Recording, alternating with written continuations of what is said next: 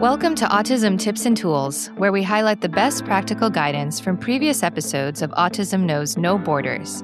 Whether you're a self-advocate, a family member, or a service provider, there's something here for you. I'm Rachel Harmon, a professional in the field of autism services, outreach, and advocacy, and the following clip is from a roundtable discussion with our Global Autism Community, where some of its members shared their ideas about self-development and accountability. This event was hosted by community moderator Michelle Vinokurov, and participants included Christina Kaspersen, Robert Schmus, Danielle Terrell, Andrew Bennett, and Corben Havener. Here they are discussing how to set goals and stay motivated. I was motivated to do well in school. I wanted to make my parents happy, grown-ups happy, teachers happy. So I was been motivated in some ways. I find as an adult that I have to do work that I'm interested in, or it's very hard to stay motivated. So for example, I really enjoyed some aspects of teaching preschool because I liked art and music and I could use those. So I was pretty motivated to do well in my job. As far as motivated with other aspects of personal care, like just knowing the benefits of, rest, like naps and exercise, keeps me motivated to do that stuff. I guess when you try something and you see the results, or if you see something that you can do something little by little and you don't have to see results right away. Like for me, learning languages is something that I saw I can do little by little. So it encourages me to try to do big tasks that I can only do little by little, because if you keep at it, you'll see great results. Absolutely.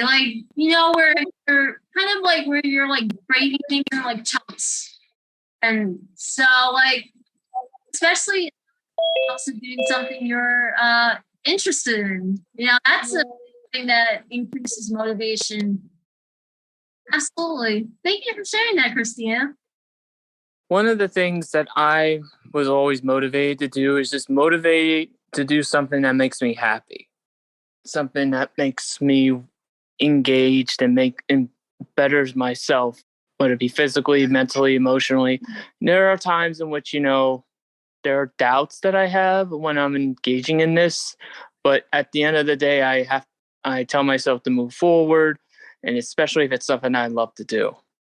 That's so important. I'm so glad you shared that, Robert, because if it's something, and I'm starting to see that so far we've heard from Christina and from Robert that just doing something that you really love and enjoy really does push you and motivate you to do so much more.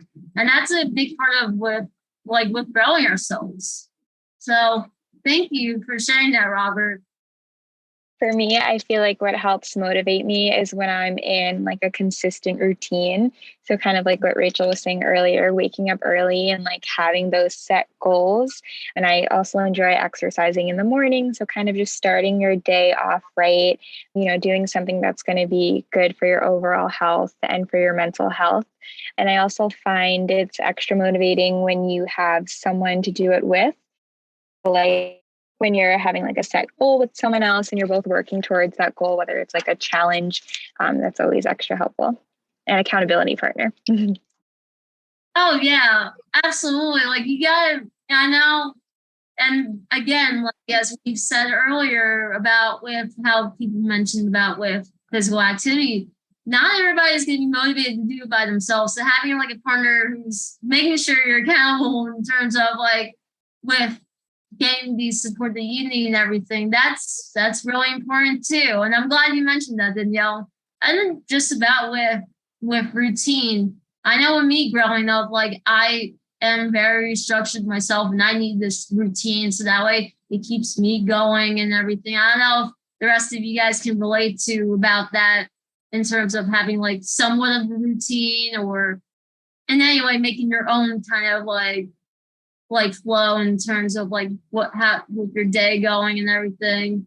But that with me, I could so relate about that in terms of just having that routine so that way I'm not as anxious and keeps me on track of everything. And that's where kind of, Danielle, I thank you again for another point about that leading to this topic about with goal setting and expectations, because if we always have like something that we like, think of like a deadline for something. If you know, like you want to be able to grow yourself and to accomplish a goal, like that's a big achievement.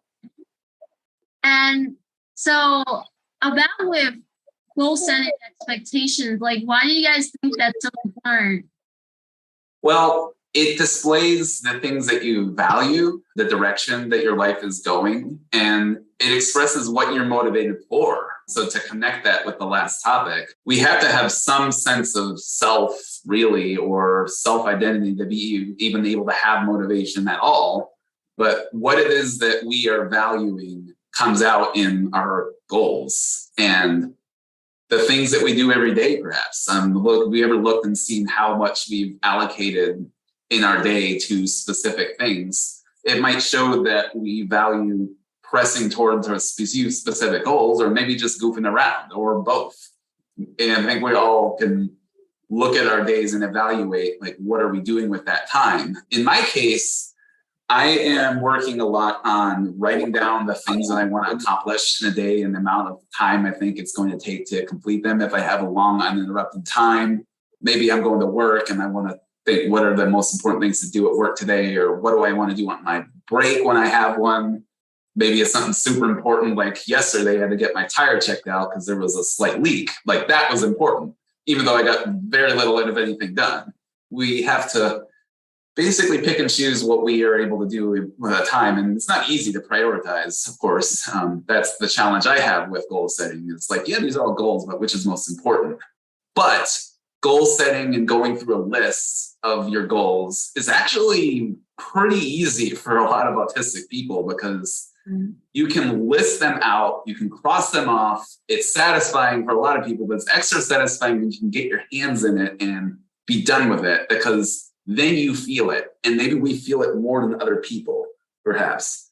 It's a tangible way to remind yourself to do X, Y, and Z. That's why I have papers in each major area of my apartment for, these are projects to do in the kitchen. These are projects to do outside or in the bedroom or in the office. So I always have that reminder. And it's just really seeing and excelling in the small things that really define who you are as a person, almost more than the big things, but the small things help you to get to the big ones. So. Oh, exactly. Just having like those, like, just pretty much having those like little small goals can make like such a big difference towards something even bigger, you know?